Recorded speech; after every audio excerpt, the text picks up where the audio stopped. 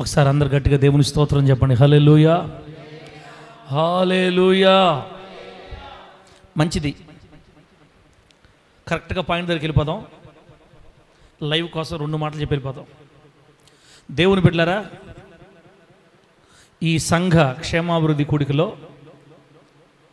అపోస్తులైన పౌలు గారు కొరింథీయులకు రాసిన 2వ పత్రిక 8వ అధ్యాయం 16వ వచనం నుండి మరి 24వ వచనం దాకా మనం చదువుకున్నాం.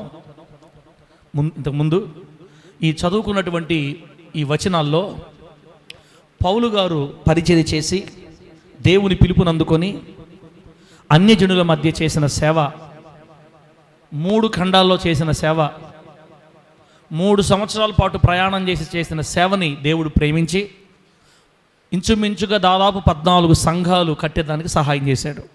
ఆమేనండి. ఎన్ని సంఘాలు?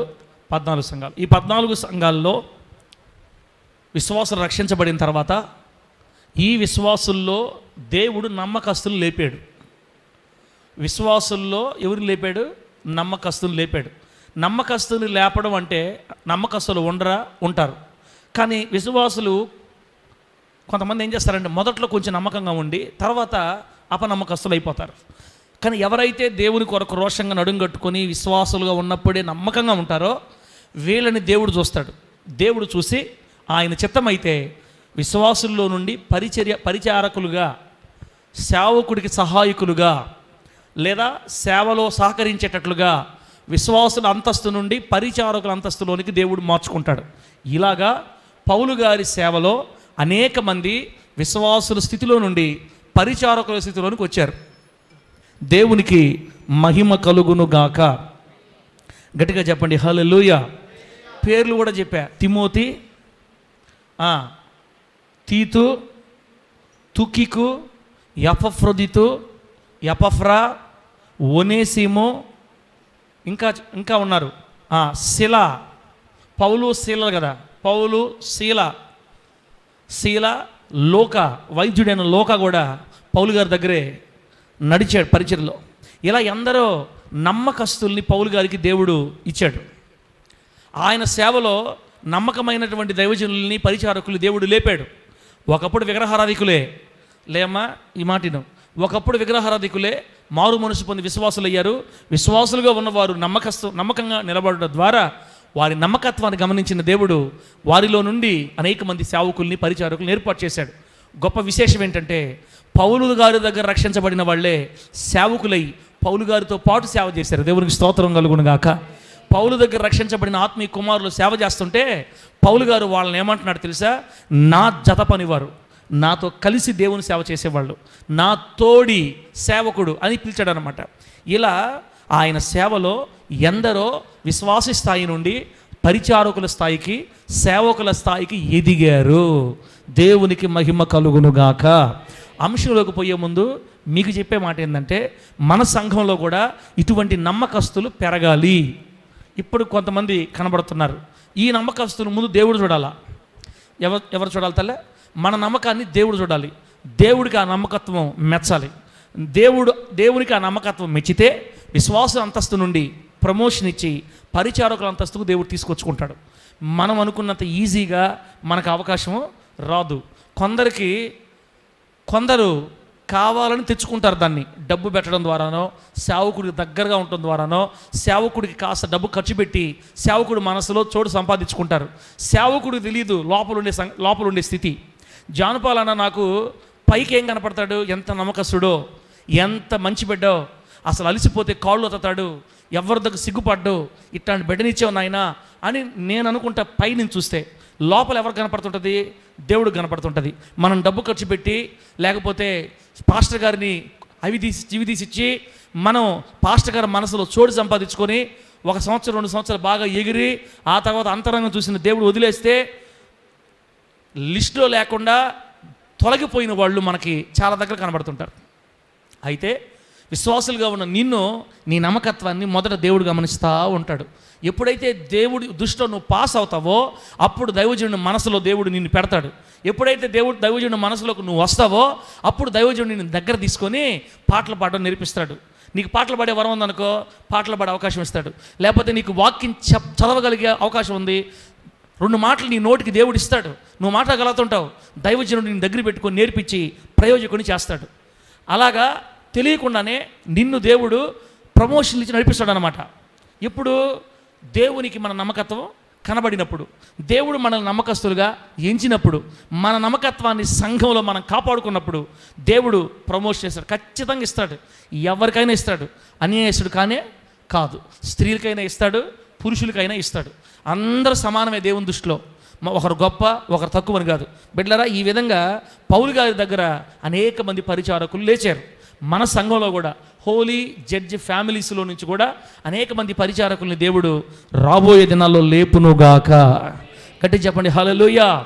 అలా ఎవరైతే నమ్మకస్తులుగా పెరుగుతూ ఉంటారో, ఇక పక్షి ఎగరడానికి రెక్కలు వచ్చాయి అని తెలిసినప్పుడు, పక్షి పిల్లని గుడ్డులో నుంచి పొదిగిన తర్వాత చిన్న పిల్ల పాపం నాకు రెక్కలు లేవు, దానికి పోషిస్తుంది. గద్ద, కోడి అన్నీ తన పిల్లలను పోషించుకుంటే ఆహారం పెట్టి కాకు అన్నీ అవి కాస్త ఎదిగి పెద్దదై రెక్కలు వచ్చి బాగా ఎగరగలిగే స్థాయి వచ్చిన తర్వాత గ్రద్ద ఏం చేస్తుందంటే, పక్షిరాజు ఏం చేస్తుందంటే తన పిల్లల్ని పైకి తీసుకెళ్ళి వదిలేస్తుంది, ఆకాశంలో తీసుకెళ్ళి వదిలేస్తుంది.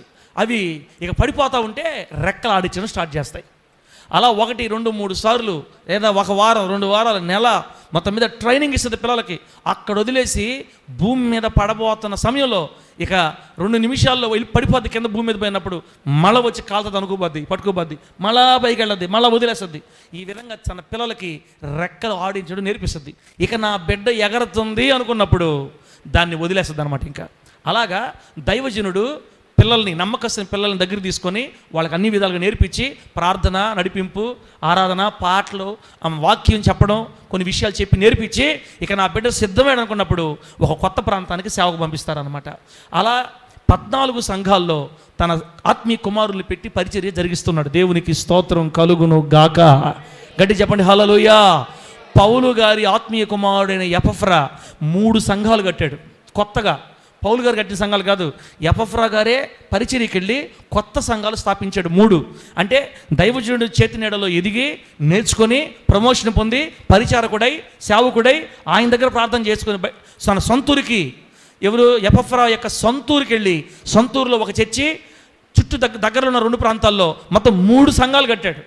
చూసారా, ఆత్మీయ కుమారుడు పౌలు గారికి అంత సంతోషాన్ని ఇచ్చాడు. ఇప్పుడు నేను మీకు ఏం చెప్పాలనుకుంటున్నానంటే, మన సంఘంలో కూడా అటువంటి నమ్మకస్తులైన బిడ్డలు విశ్వాసుల్లో నుండి పరిచారకుల స్థితిలోనికి మన దేవుడు అనేక మందిని లేపాలి అని మనం ప్రార్థన చేయాలి. దేవునికి స్తోత్రం కలుగును గాక. గట్టి చెప్పండి హల్లెలూయా. ఒకవేళ బిడ్డల యొక్క డబ్బు చూసి సేవకుడు దగ్గర తీసుకున్నాడు అనుకో, డబ్బు పెట్టే వాళ్ళ దగ్గర తీసుకొని వాళ్ళకి పాటలు నేర్పించాడు అనుకో, బాగా ఆర్థికంగా సహాయం చేస్తున్నాడు అని చెప్పేసి ఆ వ్యక్తిని దగ్గర పెట్టుకొని వాక్యం నేర్పించి ఆ వ్యక్తిని కొంచెం బాగా చూసుకొని, కొంచెం దేవుడు ఎన్నికలో లేడు, డబ్బు పెడుతున్నాడు కాబట్టి పాస్టర్గా నేర్పించాడు అనమాట. ఇలా పాస్టర్ గారి ప్రోద్బలం వల్ల బాగా ఎదిగి కాస్త 2 మాటలు నేర్చుకొని బయటికి పోయి సేవ స్టార్ట్ చేశాడు అనుకో, కొద్ది కాలంలోనే మళ్ళీ పడిపోయి కాలక్రమంలో కలిసిపోతారు. ఎందుకంటే దేవుని నమ్మకత్వాన్ని వాళ్ళు సంపాదించుకోలేదు, దేవుని దగ్గర నమ్మకత్వం సంపాదించుకోలేదు కాబట్టి వాళ్ళు మళ్ళీ జారిపోయే అవకాశం ఉంది. సార్, ఇంతకీ నువ్వు ఏం చెప్పాలనుకుంటున్నావు అంటే సబ్జెక్ట్లో మీకు సగం అర్థమైపోయింది ఇప్పటికే. ఇప్పుడు నేను దాన్ని క్లియర్ చేస్తా.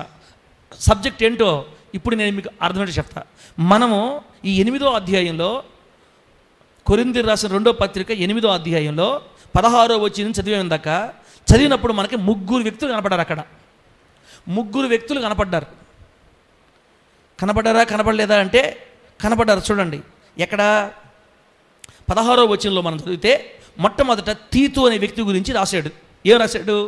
మీ విషయమై నాకు కలిగిన ఈ ఆసక్తినే తీతు హృదయములో పుట్టించిన దేవునికి స్తోత్రం. అతడు నా హెచ్చరికను అంగీకరించాను కానీ అతనికే విశేష ఆసక్తి కలిగినందున తన ఇష్టము చొప్పుననే మీ యొద్దకు బయలుదేరి వచ్చుచున్నాడు. మొట్టమొదటి వ్యక్తి తీతు, ఒక వ్యక్తిని. 2వ వ్యక్తి చూడండి, 17వ వచనంలో ఉన్నాడు. 18వ వచనం 2వ వ్యక్తి కనపడతారు మనకి. మరియు సువార్త విషయం సంఘములన్నిటిలో ప్రసిద్ధి చెందిన సహోదరుని అతనితో కూడా పంపుచున్నాను. అంటే తీతుతో పాటు ఇంకొక వ్యక్తిని కూడా కొరింథీయుల దగ్గరికి పంపిస్తున్నాడు పౌలు గారు. ఇప్పుడు ఫస్ట్ తీతును పంపిస్తున్నాడు. తీతుకు తోడుగా మరి ఒక వ్యక్తిని పంపిస్తున్నాడు. పేరు రాయలేదు కానీ ఆ వ్యక్తి యొక్క డెసిగ్నేషన్ రాయబడింది అక్కడ.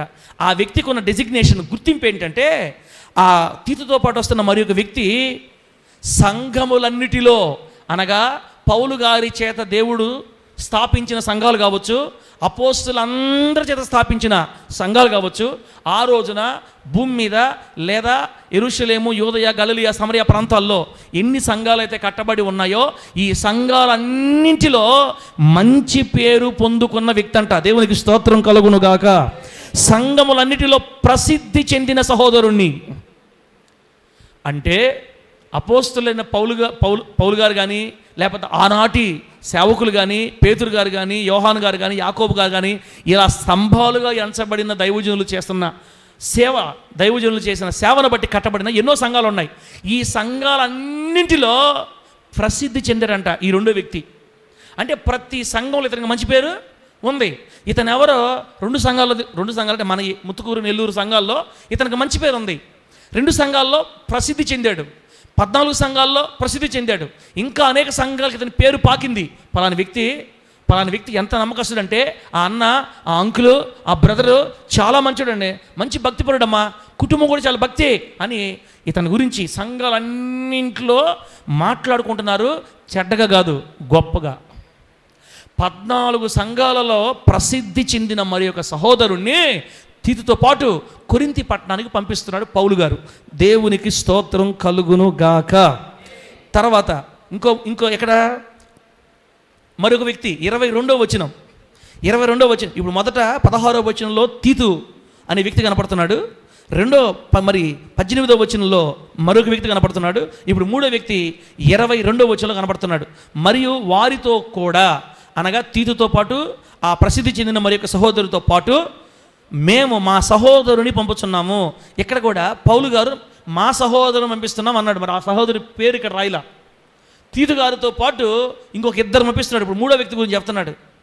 మా సహోదరుని పంపిస్తున్నాం.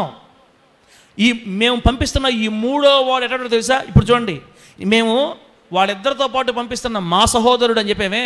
ఈ 3వ వాడు ఎట్లాంటోడంటే, చాలా సంగతులలో 22వ వచ్చిన 3వ లైను, చాలా సంగతులలో అనేక పర్యాయములు అతనిని పరీక్షించి అతడు ఆసక్తి గలవాడనియు, ఇప్పుడును మీ ఎడల అతనికి కలిగిన విశేషమైన నమ్మిక వలన మరి ఎక్కువైన ఆసక్తి గలవాడనియు తెలుసుకుని ఉన్నాము.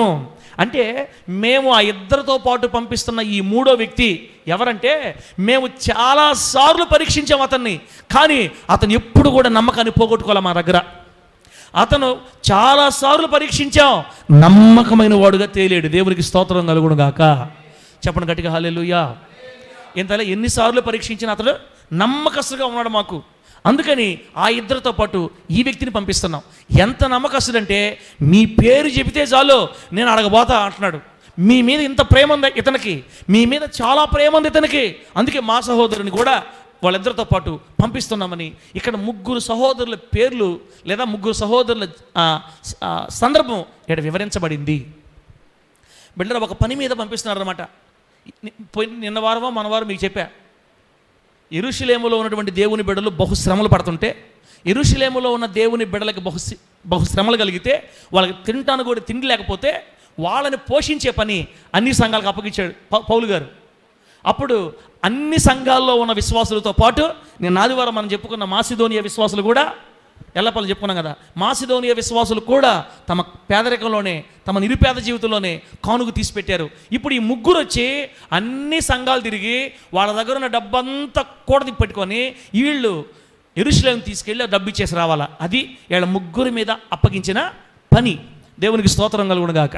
పౌలు గారి దగ్గర ఎందరో పరిచారకులు ఉన్నా ఈ 3కి, నమ్మకస్తులైన ఈ 3కి ఆ బాధ్యత పౌలు గారు అప్పగించారు.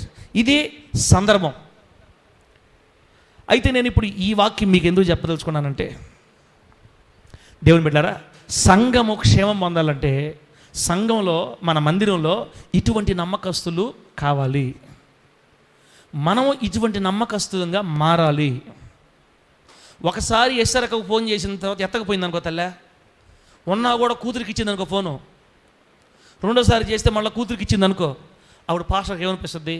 అక్కకి మాట్లాడటం ఇష్టం లేదేమో, ఎదితే ఏ మాట చెప్తాడో ఏ పని చెప్తాడో మళ్ళీ నిలువురు రమ్మంటాడేమోనని పిల్లలకి ఇస్తున్నారన్న సంగతి నాకు అర్థమైంది అనుకో. ఒకవేళ నువ్వు ఇచ్చినా ఈగిపోయినా 2-3 సార్లు పిల్లలు మాట్లాడారు అనుకో, అప్పుడు నాకేమనిపిస్తుంది అంటే బిడ్డకి ఇంట్రెస్ట్ లేదు, ఆసక్తి లేదు, మనం ఇబ్బంది పెట్టకూడదు బిడ్డని అని దైవజనుడి ఆ బిడ్డని కొంచెం పక్కకు పెడతాడు. ఇంకా ఎందుకంటే ఇంట్రెస్ట్ లేదు కదా, ఆసక్తి లేదు కదా. బిడ్డరా అట్టని మీరు అట్లా ఉన్నారని కాదు నేను చెప్పేది.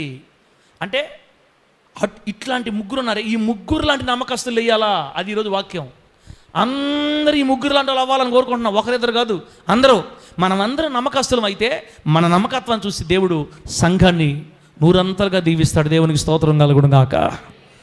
నమ్మకమైన వారికి దీవెనలు మెండుగా కలగతాయి. నమ్మకమైన వారికి దీవెనలు మెండుగా కలగతాయి. నమ్మకస్తులుగా ఉండాల్సింది ఇశ్రాయేల్ పాస్టర్ కంట్లో కాదు, దేవుని కంట్లో. ప్రేమ జ్యోతమ్మ చెబుతలే, ఎవరి కంట్లో ఉండాలి మన నమ్మకంగా? ఎవరి కంట్లో ఉండాలి? దేవుని కంట్లో ఉండాలి. మనల్ని దేవుడు చూస్తున్నాడు తలే. కొంతమంది చూడండి 30 సంవత్సరాలుగా చర్చి కూర్చో వెనకే కూర్చుంటారు తల్లే, సుసన్నమ్మ దగ్గర కూర్చుంటారు. ఇంకా అక్కడి నుంచి లేసట్టే ఎన్ని సంవత్సరాలుగా? 33గా తల్లి, 30. అంటే మన వాళ్ళు కూడా బుట్టి చర్చిలో ఎదుగుతూ ఉంటారు, కొడుకులు పెళ్ళిళ్ళు మన వాళ్ళు కూడా పుట్టుంటారు అనమాట. కానీ వాళ్ళు అక్కడే కూర్చుంటారు, ఇంకా సంఘంలో ఏ బాధ్యత తీసుకోరు, సంఘంలో నమ్మకత్వంలోకి రారు. మనకెందుకు వచ్చిన బాధ? సరే అట్లాంటి వాళ్ళు ఇంకా దేవుడు మనం ఏం చేయలేం. కానీ మీరైతే, నేనైతే, మనమైతే అట్లా ఉండకూడదు. దేవుని కోరిక ఏంటంటే నమ్మకస్తులుగా మారాలా, దేవునికి నమ్మకస్తులుగా మారాలి, దేవుని సంఘంలో నమ్మకస్తులుగా మారాలి. అప్పుడే దేవుడు మన సంఘానికి ఇంకా అనేక మందిని దేవుడు తీసుకొని వస్తాడు. నమ్మకస్తులున్న చోటికే ఎక్కువ గొర్రెలు దేవుడు తోలుతాడు. ఆమె చెప్పు గట్టిగా. అనేక గొర్రెలు సంఘంలోకి తోలాలంటే దేవుడు పాస్టర్తో పాటు అందరూ నమ్మకస్తులుగా ఉండాలా. పాస్టర్ ఒక్కడే ఇసంగా తీసుకుంటుంటే ఇంక లోపల ఇంక ఉండే వాళ్ళంతా నిద్రపోతే ఒరే నువ్వు ఒక్కడ ఏం చేయలేరా, వీళ్ళందరూ సరైన లేరు, నీకు అప్పగించబడిన వాళ్ళు, నువ్వు ఎన్నెన్నో మొత్తుకో, నమ్మకస్తులు లేరు అని అనుకున్నాడు అనుకో దేవుడు. కొత్త వాళ్ళని చూడాలి ఇక్కడికి. ఇప్పుడు నేను ఆదివారమే వాళ్ళని చూస్తుంటా, ఇక్కడ కూర్చున్న ప్రతి బిడ్డ ముఖాన్ని నేను ఆదివారమే చూస్తా.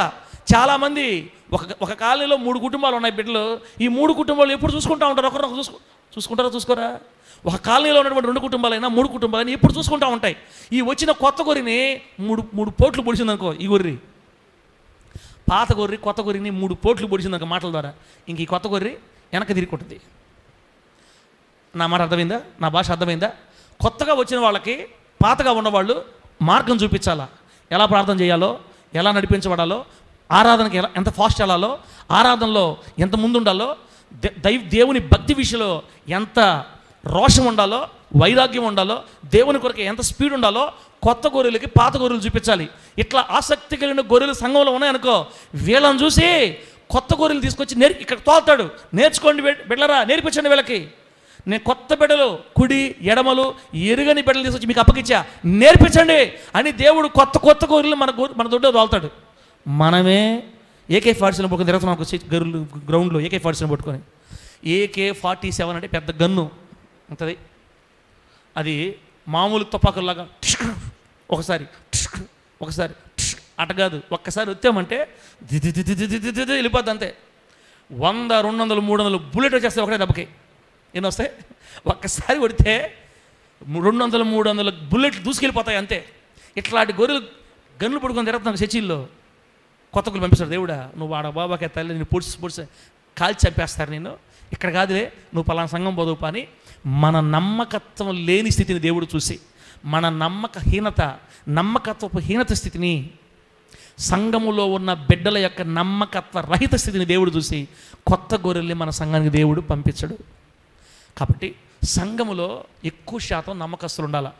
ఏ మందిరంలో కూడా 100 మంది నమ్మకస్తులు ఉండరు, కానీ కనీసం 100కి 20 మంది అన్న నమ్మకస్తులు ఉండాలా, కనీసం 30 మంది అన్న ఉండాలా. అప్పుడు ఈ సంఘంలోకి దేవుడు గొర్రెలను పంపించడానికి ఇష్టపడతాడు ఆయన. ఇప్పుడు అహరోనుకి 50 మేకలు ఉన్నాయి, తోలుకొని మేపుకుంటున్నాడు. నేను కొత్తగా ఒక 4 మేకలు కొన్నా.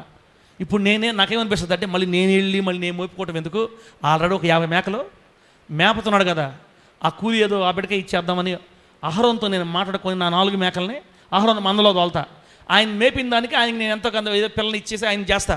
ఎందుకంటే 50 మేకలు మేపుతున్నాడు అంటే మంచి గిటోడా కదా? హలో హలో, తుమ్నే బోల్ క్యా కత్తి మచ్కే జుమ్ జుమ్ జుమ్ హే కనికిర్రాజు యూనే పీనే కే పానీ చెప్పు, తిరుగా హిందీయా? ప్రభునామాన్ని మహిమ కలుగును గాక. 50 మేకలు మేపుతున్నాడంటే మంచి తెలివైనడు అంటాడు. ఇతని దగ్గర పంపిస్తే నా గొర్రెలు క్షేమంగా ఉంటాయని 4 మేకల్ని ఆహారంగా అప్పగిస్తా. అంతే అటు కాకుండా 50 మేకలు మొత్తం చంపేసి 2 మేకలు పెట్టుకో ఉంటే, బ్రదర్ మా 4 మేకలు మేపాలా అంటే పక్కన వాళ్ళు అంటారా, ఆయనకి 50 మేకలు ఉండి ఇప్పుడు 2 అయ్యి ఉన్నాయి. ఏం బ్రదర్ 2 ఎందుకు అయినాయి, చచ్చిపోయిలే అంటే నేను ధైర్యం తోలుతానా నీ దగ్గర? నా 4 కూడా చంపేస్తాడు రా ఈ నాయన అని నేనే మేపుకుంటున్న అవసరం అయితే అని పంపిను.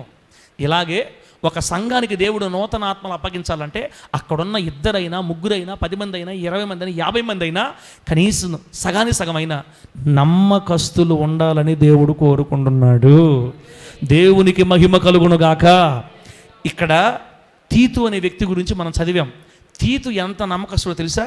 ఒక వాక్యం చదువుతాం చూడండి, ఒక వాక్యం చదువుతాం ఇక్కడే, అదే 7వ అధ్యాయం చూడండి, 7వ అధ్యాయం 2వ కొరింథీ పత్రిక 7వ అధ్యాయం. ఎంత నమ్మకస్తుడంటే బిళ్ళరా, అది 6వ వచనం చూడండి, 6వ వచనం ఒకసారి 5 చదువుదామా? 7వ అధ్యాయం 5వ వచనం నుంచి, మేము మాసిదోనియకు వచ్చినప్పుడు మా శరీరము ఏమాత్రమును విశ్రాంతి పొందలేదు, ఎటు పోయినను మాకు శ్రమయే కలిగెను. మాసిదోనియాలో వెలుపట పోరాటములు లోపట భయములు ఉండెను. చూడండి, పౌలు గారి సేవలో ఏ రోజు కూడా ఆయనకి సంతోషం ఆనందం లేదు. ఇప్పుడు మేము కదా కారులో తిరిగి సేవ చేస్తాం ధైర్యంగా, అట్లేదు ఆయనకి. ఎప్పుడు ప్రతిరోజు వెలుపట పోరాటాలు లోపల భయాలు, అంత భయంతో సేవ చేస్తున్నాడు ఆయన. 6వ వచనం చూడండి ఇప్పుడు, అయినను దీనులను ఆదరించు దేవుడు తీతు రాక వలన మమ్మును ఆదరించెను. దేవునికి స్తోత్రం కలుగునుగాక. ఆదరణ లేకుండా భయంతో ఉన్న మా జీవితాల్లోనికి తీతు రాకతో మాకు ఆదరణ కలిగింది అంటున్నాడు. అంటే తీతు వచ్చి దైవజనుల్ని ఆదరించాడంట. పౌలు పాస్టర్ గారిని ఆదరించాడు. ఇంకా చూడండి, తీతు రాకతో దేవుడు మమ్మల్ని ఆదరించాడు. 7వ వచనం, తీతు రాక వలన మాత్రమే కాకుండా అతడు మీ అత్యభిలాషను మీ అంగలార్పును నా విషయమైన మీకు కలిగిన అత్యాసక్తిని మాకు తెలుపుచు తాను మీ విషయమై పొందిన ఆదరణ వలన కూడా మమ్మును ఆదరించను కనుక నేను మరి ఎక్కువగా సంతోషించి తినే.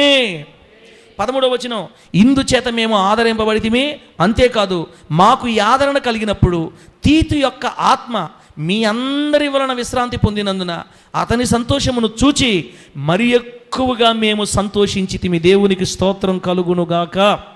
అంటే ఇంకా చాలా దగ్గర తీతు గురించి రాయబడింది. తీతు ఎవరంటే దైవజనుల్ని ఆదరించేవాడు. ఎవరు తల్లే కంకరమ్మ, దైవజనుల్ని ఆదరించేవాడు. పౌలు గారితో పాటు ఉన్న ఎంతమంది సేవకులు ఉన్నారో అందరికీ ఆదరణ కలిగిందంట. మాసిదోనియాలో సేవ చేస్తున్నప్పుడు భయాలు పోరాటాల మధ్య సేవ చేస్తుంటే, టెన్షన్గా సేవ చేస్తుంటే, దుఃఖంతో పరిచయం చేస్తుంటే ఒక్కసారిగా తీతు వచ్చాడు ఆ ప్రాంతానికి. తీతు వచ్చాడు వీళ్ళ దగ్గరికి. తీతు రాగానే తీతును చూసిన పౌలు గారికి గుండెల్లో నెమ్మది కలిగింది. ఇంకా కొరింథు పట్టణం నుంచి వచ్చిన ఈ తీతు అక్కడ సంఘ విశేషాలు, అక్కడ విశ్వాసుల యొక్క విశ్వాసం, భక్తి, పరిశుద్ధత, ఈ విషయాలన్నీ పౌలు గారికి గొప్పగా చెప్పాడంట. అయ్యా మీ బిడ్డలు, అయ్యా కొరింథీ సంఘస్థులు మామూలు ప్రార్థనా పరులు కాదయ్యా, ఎన్ని శ్రమలు వచ్చి కదలట్లేదయ్యా, ఇలా మీ గురించి ఎన్నో గొప్ప గొప్ప విషయాలు చెప్పడం ద్వారా మేము ఇంకా ఆదరించబడ్డాం. తీతు రాక ద్వారా మాత్రమే కాకుండా మీ ద్వారా చెప్పిన విషయాలను బట్టి మేము ఇంకా ఆదరించబడ్డాం. తీతు ఆదరించినవాడు అని తీతు గారి గురించి చెప్తున్నాడు అన్నమాట. బిడ్డలారా, ముందుకెళ్దాం. ఇప్పుడు లాస్ట్ మాట, అంశం మీకు అర్థమైపోయింది కదా. దైవజనులను ఆదరించే నమ్మకస్తులు, అది రాసుకోండి అంశం పేరు. దైవజనులను ఆదరించే నమ్మకస్తులు, సేవకుల్ని ఆదరించే నమ్మకస్తులు మన సంఘాల్లో ఇంకా ఎక్కువగా లేవాలి. సంఘాన్ని ఆదరించే నమ్మకస్తులు లేవాలి. యేసయ్య మనస్సుని సంతోషపెట్టే నమ్మకస్తులు లేవాలి. ఇప్పుడు లేరా పాస్టర్ గారు? ఖచ్చితంగా ఉన్నారు. ఇక్కడ నిలబడే వాళ్ళందరూ నమ్మకస్తులే. ఒక్క మాట చెప్పాలంటే ఈరోజు మన సంఘంలో ఈరోజు ప్రార్థనలో కూర్చున్న వాళ్ళందరూ నమ్మకస్తులే. నమ్మకస్తులు కాబట్టే అనేకులు ఆగిపోయినా అనేకులు రాలేకపోయినా, అనేకులు వదిలి వెళ్ళిపోయినా, అనేకులు రకరకాల కారణాలు చెప్పినా మీరు దేవుని కోసం నిలబడ్డారు. నాకు తెలిసి మీరందరూ నమ్మకస్తులు, కానీ నేను చూడని కొన్ని విషయాలు మీలో దేవుడు చూస్తాడు. దేవునికి స్తోత్రం కలుగును గాక. మనుషుల ముందు నమ్మకస్తులుగా ఉండడం కంటే కూడా దేవుని ఎదుట మనం నమ్మకత్వంగా ఉండాలి, ఆయన దగ్గర నమ్మకత్వాన్ని సంపాదించుకోవాలి. కాబట్టి సేవకుల ఎదుట నమ్మకస్తులుగా ఉండగలిగిన అనేక మంది బిడ్డల్ని దేవుడు మన సంఘాలలో మరింతగా లేపునుగాక. గట్టిగా చెప్పండి హల్లెలూయా. బిడ్డలారా, చిన్న చిన్న సమస్యలు వచ్చాయి మన మధ్య. ఎక్కడ? మన సేవలోనే. ఇక్కడ కూర్చున్న చాలామంది బిడ్డలకి నాకు చాలా చిన్న చిన్న సమస్యలు వచ్చాయి. నేనే తిట్టా, అరిసా, వాక్యులు చెప్పా, గాయపరిచా, చిన్న చిన్న పొరపాటు జరిగాయి. అయినా ప్రభువుని బట్టి ఓర్చుకున్నారు చాలామంది, దేవుడిని బట్టి ఓర్చుకున్నారు, దేవుని కోసం నిలబడ్డారు, శ్రమ సహించారు. అన్నీ చూశాడు దేవుడు, ప్రతిదీ దేవుడు చూస్తాడు. బిడ్డలారా, వదిలిపోలేదు, విడిచిపోలేదు, మనకెందుకు ఈ కర్మ అనుకోలేదు, మనకు అవసరం అనుకోలేదు. ఇంటికంటే ఎక్కువ బంధం ఏర్పరచుకున్నారు దేవుని మందిరంతో. ఈ అనుబంధం కొన్ని మాటల వాళ్ళు విడిపోయేది కాదు. నా మరణం వరకు ఈ మందిరంతో నేను పెనవేయబడి ఉండాలని అనుకున్నారేమో, నిలబడిపోయారు. దేవునికి స్తోత్రం కలుగును గాక. ఇది దేవుడు కట్టిన ఇల్లు, ఈ ఇంటితో నా బంధం చివరిదాకా ఎలాగా ఉండాలని అనుకున్నారేమో, వదిలిపెట్టకుండా ఉండిపోయారు. కొందరు వెళ్ళిపోయినట్లుగా వెళ్ళిపోకుండా నిలబడ్డారు దేవుని కోసం. కాబట్టి ఇక్కడ కూర్చున్న బిడ్డల్లో 99% మంది నమ్మకస్తులే అని నేను నమ్ముతున్నా. దేవునికి మహిమ కలుగును గాక. మరి దేవుడు నమ్ముతున్నాడా? అది ప్రశ్న. దేవుని దృష్టిలో మీరు ఎలా ఉన్నారు? మనం అందరమే తీతులాగా ఉండాలి. దేవునికి స్తోత్రం కలుగును గాక. తీతుతో పాటు ప్రయాణం చేసిన మరొక సహోదరుడు 14 సంఘాలలో అతనికి ప్రసిద్ధంతా. అతను ప్రసిద్ధి చెందినవాడు, 14 సంఘాలలో మంచి పేరు పొందుకున్నవాడు, ప్రసిద్ధుడు. అతనిలాగా మనం ఉండాలి. వీళ్ళిద్దరితో పాటు ఎన్నిసార్లు పరీక్షించిన నమ్మకత్వాన్ని కోల్పోకుండా కాపాడుకున్న ఆ 3వ సహోదరులాగా మనమందరం ఆయన మందిరాల్లో నివాసము చేయుదుముగాక. ఆమేన్. బిడ్డలారా, అది ఈరోజు వాక్యం. చెప్పండి, దైవజనులను ఆదరించే పరిచారకులు. అంతేనా వాక్య సబ్జెక్ట్ అభిషేకం? దైవజనులను ఆదరించే నమ్మకస్తులు. అది ఇప్పుడు బైబిల్ గ్రంథంలో కొంతమంది నమ్మకస్తులు చూసి మనం ఆపేద్దాం. బైబిల్ గ్రంథంలో కొంతమంది నమ్మకస్తులు మీకు పరిచయం చేసి నేను ఆపేస్తా. ప్రభు నామానికి మహిమ కలుగును గాక. తీండి ఎవరెవరు నమ్మకస్తులు ఉన్నారు బైబిల్లో. కొత్త నిబంధనలోనే కొంతమందిని మనం గమనిద్దాం, పాత నిబంధనలో కూడా కొంతమంది ఉన్నారు. ప్రియులరా, ఫస్ట్ పాత నిబంధన దగ్గరికి వెళదాం. ఫస్ట్ మొట్టమొదట ఆయన నమ్మకత్వానికి మారుపేరుగా మనం చూడాలంటే బైబిల్ గ్రంథంలో మొట్టమొదటి నమ్మకస్తుడు అనగా దైవజనుడు దగ్గర నమ్మకంగా పనిచేసిన వాడు చూడాలంటే మనకి బిడ్డ నిర్గమకాండం 24వ అధ్యాయం కనబడతాడు. నిర్గమకాండం 24వ అధ్యాయం 13వ వచనం చదివితే ఒకసారి చూడండి. నిర్గమకాండం 24వ అధ్యాయం 13వ వచనం. ఈయనంత నమ్మకస్తుడు మనం చూడలేం. చాలా నాకు ఇష్టమైన వ్యక్తి, నాకు ఇష్టమైన వ్యక్తి. 1 సంవత్సరం 2 సంవత్సరాలు కాదు, దాదాపుగా 40 సంవత్సరాలు దైవజనుడు దూరం కాకుండా ఎన్ని కష్టాలు వచ్చినా ఎన్ని బాధలు వచ్చినా నిలబడిన వ్యక్తి. దేవునికి మహిమ కలుగును గాక. నిర్గమకాండం 24:13 చదువుమా. మోషేయు అతని పరిచారకుడైన యెహోషువయు లేచిరి. మోషే దేవుని కొండ మీదికి ఎక్కెను. అతడు పెద్దలను చూచి, ఇక ఆయన చదువుకుంటా పోతే మనకు ఆల్రెడీ ఇప్పుడు పరిచారకుడు వచ్చారు మనకి. ఒకసారి మీరు గుర్తుపెట్టుకోవాలి, మోషే గారేమో యెహోవా దేవుడు పిలిచాడని కొండ మీదకి ఎక్కెళ్ళాడు. మరి మోషే పరిచారకుడైన యెహోషువ ఏమో కొండ మీద మోషే గారు ఉంటే కొండ కింద మోషే గారి కోసం కనిపెట్టుకొని కూర్చో ఉన్నాడు. దేవునికి స్తోత్రం కలుగును గాక. చెప్పండి గట్టిగా హల్లెలూయా. కొండ కింద కనిపెట్టుకొని కూర్చో ఉన్నాడు. ఎన్ని రోజులు ఉన్న పైన మోషే గారు? ఎన్ని రోజులు ఉన్నాడు పైన సీనాయి పర్వతం మీద? 40 రోజులు ఉన్నాడు. 40 రోజులు మరి ఊర్లోకి వెళ్ళొచ్చాడో లేదో మనకు తెలియదు, కానీ మోషే గారు ఎప్పుడు దిగుతారో ఎవరికి తెలియదు. నేను పోతున్నానని చెప్పాడు కానీ ఎప్పుడు అసలు చెప్పలా. కింద ఉండేవాడు ఏమంటారో, అసలు ఆ మోషే అనేవాడు ఉన్నాడో చచ్చాడో నాకు తెలియదు, వాడు ఏమైపోయాడో వీడని మాట్లాడుతున్నారు కింద ఇశ్రాయేలీలు. లే అహరోను మా కోసం ఒక దూడం చెయ్యి, ఒక దేవతను చెయ్యి అని ఇక్కడ కింద ఉండే వాళ్ళేమో సచ్చాడో ఉండేడో అని అనుకుంటుంటే, నమ్మకస్తుడైన యెహోషువ మాత్రం నా దైవజనుడు తిరిగి వచ్చేదాకా నేను ఇక్కడే ఎదురు చూస్తుంటా. దేవునికి స్తోత్రం కలుగును గాక. అక్కడ పైన మోషే గారికి అన్నం నీళ్లు లేవు, కింద యెహోషువకు అన్నం నీళ్లు లేవు. 40 రోజులు ఎలా సాధ్యం ఇది? అన్నా నేను పలానా టైంకి వస్తాను, కొంచెం నువ్వు అక్కడికి వచ్చి ఉండంటే, ఇప్పుడు విశ్వాసం ఏమంటున్నారు తెలుసా?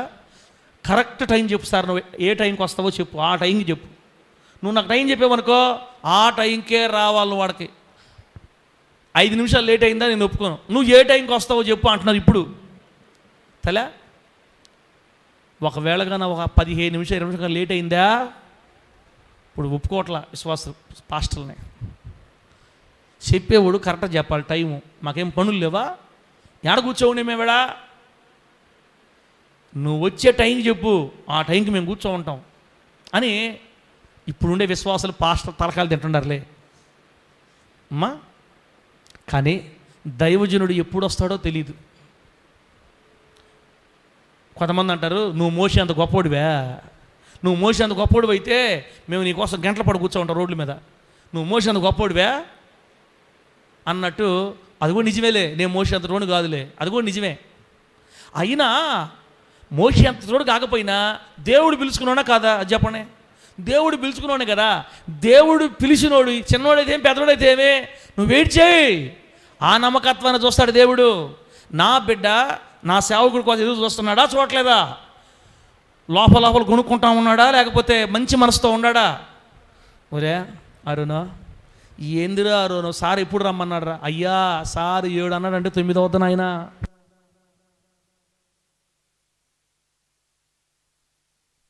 మనల్నేమో 10 గంటలకు రమ్మన్నాడా? మన సువార్త సేవ గుంటూరు పోదామని చెప్పాడా? సార్ చూసుకో 1 గంట గదలకపోతే చూసుకో. ఇంకా మనల్ని ఆ కారు తుడిపించి ఏం గుడ్లు బతుతాడో తెలియదు కానీ ఇంట్లోంచి బయటికి రాడురా నా స్వామి. ఆడ తుడిచి ఎండల్లో ఎండుకోపోవాలి జానుకోవాలన్నా నేను. అసలు రాడు. ఆడపిల్ల కంటే మరీ ఘోరం కదరా నాయన సారా. అసలు రాడు బయటికి. ఎండలో ఏడుంటావా? అయినా మనం చెప్పలేము, టైం సార్తో మనం గట్టిగా మాట్లాడలేము. మరీ ఏందిరా నాయన అనుకుంటా వచ్చారు అనుకో ప్రేమరాజు ఆరోను. ఈ సంగతి ఎవరు చూస్తున్నారు? దేవుడు చూస్తున్నాడు. అలా కావాలని ఎవరు లేట్ చేయరు కదా, కావాలని ఎవరు చేయరు. మీరు తుడుస్తూ ఉంటే నేను గమ్ము కూర్చొని మీరు తుడుస్తూ ఉన్నప్పుడు నేను ఇంకా పడుకొని నిద్రపోయి అనుకో, ఏమ్రా సైతాన్ కబ్బేట, నా బిడ్డలను ముత్తుకు నుంచి పిలిపించి ఎండలో వాళ్ళు అక్కడ తుడుస్తుంటే నువ్వు నిద్రపోతావు గురకలు పెట్టి, రే సైతాన్ కబ్బేట 3 గుద్దులు కొడతాను నన్ను పాస్టర్ని. నేనే బాధలో ఉంటానో. ఒరే ఆడ బట్టలు ఇచ్చినానే వాడు ఎప్పుడు ఇస్తాడు, ఆ ఎన్న ఎప్పుడు ఇస్తాడు, అలా 3 కొనుక్కోనుకున్నాను, మరి మధ్యలో ఎక్కడ ఉండదు, ఇది తుడిసే లోపల పోయి కొనుక్కో చేసుకుందామని ఏదో నా బాధలు పడితే ఊరి మీద తిరుగుతున్నాను అనుకో. అదిగో నేను చెప్పలా సార్ ఎప్పుడు టైంకి చేయడు, ఏది టైంకి చేయడు. ఎప్పుడు రమ్మన్నాడా? సింహపూర్ హాస్పిటల్ దగ్గర ఉండమన్నాడు నన్ను. ఒరే స్వామి గంట సేపు నిలబడి సోగిపోయాను నా తండ్రి. అప్పుడు వచ్చాడు లింగు మరి కారు వేసుకొని అన్నాడు అనుకో. ఆరోను ఎవరు చూస్తుంటారు తల్లే? దేవుడు చూస్తుంటారు. అంత ఓపిక లేదు ఇప్పుడు. బిడ్డ బస్సు దిగే లోపల కారు అండాలి అంతే. ఏమాత్రం ఇప్పుడు లేట్ లేదు ఇప్పుడు, ఒప్పుకోవట్లా. కానీ నా దేవుడు నమ్మదగినోడు. దేవుని స్తోత్రం కలుగును గాక. నా దేవుడు నమ్మకత్వం చూస్తాడు. నువ్వు ఈరోజే సేవకుడి దగ్గర వేచి ఉండలేకపోతే రేపు నీకు ప్రమోషన్ ఎట్టివ్వాలి? ఆయన నీకు ప్రమోషన్ ఇవ్వాలంటే ఓపిక ఉండాలి కదా. అసలు దేవుడు మనకు ప్రమోషన్ ఇవ్వాలంటే ఇంత సహనం ఉండాలా. మోషే గారు కొన్ని పేరేంటి తెలుసా? సాత్వికుడు. ఎవరైనా సాత్వికుడు కాబట్టి పోస్ట్ ఇచ్చాడు దైవజనుడు. పోస్ట్ 24 గంటల టైం చూసుకుంటా తిట్టే వాళ్ళందరికీ ఎందుకు తీసుకోపోతాడు? మనకు కూడా సాత్వికం ఉండాలా. 40 రోజుల క్రితం ఎక్కాడు కొండ, ఇంకా దిగల, అన్నం లేదు నీళ్ళు లేవు. మరి కిందకి నీళ్ళు తాగుతున్నాడో మరి నీళ్ళు తెచ్చుకున్నా తెలియదు, ఎట్లా చేసాడో తెలియదు. దైవజనుడు రాక కోసం ఎదురు చూపులు చూస్తూ ఉన్నాడు. మీకు బైబిల్లో ఆ మాట ఉంటుంది చూడండి ఒకసారి. ఒక మాట ఉంటుంది చూడండి, ఆ మాట ఉంటుంది చూడండి. కొంచెం ముందుకు బండి. ఆయన తాకతాడు చూడండి. నాకు బంగారు దూడ 32వ అధ్యాయం దగ్గర రండి. 32వ అధ్యాయం దగ్గర రండి. 32వ అధ్యాయం దగ్గర మనకి ఆ బంగారు దూడ కనపడుతుంది అన్నమాట.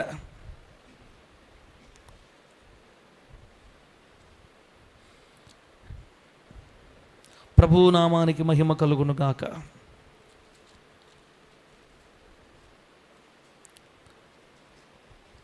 తొమ్మిదవ వచనంలో నువ్వు కిందకి దిగిపో అని చెప్తాడు. బిడ్డలారా 15వ వచనం చూడండి. 15వ వచనం, మోషే శాసనములు గల 2 పలకలను చేత పట్టుకుని కొండ దిగి వచ్చెను. ఆ పలకలు ఇరు ప్రక్కల్లో వ్రాయబడినవి, ఈ ప్రక్కన ఆ ప్రక్కన వ్రాయబడి ఉండెనో. అదిగో 16వ వచనం, ఆ పలకలు దేవుడు చేసినవి. 17వ వచనం, ఆ ప్రజలు పెద్ద కేకలు వేయిచుండగా యెహోషువ ఆ ధ్వని విని. అదిగో మోషే కొండ దిగి వస్తున్నాడు. మోషేతో పాటు యెహోషువ ఉన్నాడు. యెహోషువ ఆ సౌండ్ని మోషేతో చెప్తున్నాడు. పాళెములో యుద్ధధ్వని అని మోషేతో అనగా అతడు అది జయధ్వని కాదు, అపజయధ్వని కాదు, సంగీత ధ్వని నాకు వినబడుచున్నది అనేను. అంటే మోషే గారు కొండ దిగలేకి కొండ కింద సేవకుడు కోసం ఎదురు చూస్తూ కూర్చున్న యెహోషువ కనబడ్డాడు. మరి ఇంకొక దగ్గర అయితే యెహోషువ మోషే కొరకు ఎదురు చూస్తూ ఉండడం రాయబడింది. అది నేను మీకు చూపిస్తాను. ఇద్దరు కలిసి కొండ దిగి వచ్చారనమాట. మోషేతో అంటున్నాడు యెహోషువ, అయ్యా ఏదో సౌండ్ వినపడుతుందయ్యా, యుద్ధ ధ్వని ఉంటుందయ్యా అంటే మోషే అంటాడు, ఒరే యెహోషువ అది యుద్ధ ధ్వని కాదు, జయధ్వని అపజయధ్వని కాదురా, అది సంగీత ధ్వని. నాట్యాలు ఆడుతున్నాం మన వాళ్ళు, రికార్డ్ డ్యాన్స్లు వేసుకుంటున్నారు కింద. నిజంగా యెహోషువ కింద ప్రజలతో ఉండేవాడైతే అది ఏ ధ్వనో మోషేకి యెహోషువే చెప్పాలా. మనుషులతో లేడు, ఇప్పుడు పాళెంలో లేడు, సేవకుడు కొరకు ఎదురు చూపులు చూస్తా కొండ కింద భాగంలో ఉన్నాడు. నేనేమంటానంటే దైవజనుడైన మోషే దగ్గర పరిచారకుడుగా 40 సంవత్సరాలు నమ్మకంగా ఉన్నాడు. దేవునికి స్తోత్రం కలుగును గాక. కనుక ఎన్ని సంవత్సరాలు 40 సంవత్సరాలు నమ్మకంగా ఉన్నాడు. దేవుడు కావాల్సింది ఎవరో తెలుసా? సేవకులను ఆదరించే నమ్మకస్తులు కావాలా. సేవకుడి మీద ఎగతాళి మాటలు మాట్లాడకుండా నవ్వుకునేవాళ్ళు కాదు కావాల్సింది. పాస్టర్ పక్కకు పోగానే కిండలు జోకులు చేసుకుంటూ నవ్వుకునేవాళ్ళు కాదు కావాల్సింది. ఇవన్నీ మనిషి పాస్టర్ తెలియకపోయినా దేవుడు చూస్తుంటాడు. కొన్ని రోజుల తర్వాత అసలు ఏమవుతుందో తెలియదు, కానీ ఈ లైన్లో ట్రాక్లో ఉండరు, ఇంకా తప్పిపోయి ఉంటారు, తొలగిపోతారు, లైన్లో ఉండరు. దేవుడు వీళ్ళని వరే నా బిడ్డలకి మీరు కీడు చేసేవాళ్ళే కానీ మంచి చేసేవాళ్ళు కాదు. నా బిడ్డ ఉన్నప్పుడు మీరు బాగా మాట్లాడతారు, నా సేవకుడు పక్కకు పోగానే మీరు నవ్వుకుంటా ఎగతాలు చేసుకుంటా ఉన్నారు. ఇది నాకు నచ్చలా, ఇక మీరు దయచేయండి అని నమ్మకస్తుల జాబితాలో నుంచి మనల్ని దేవుడు పక్కకు తొలగించే ప్రమాదం ఉంది.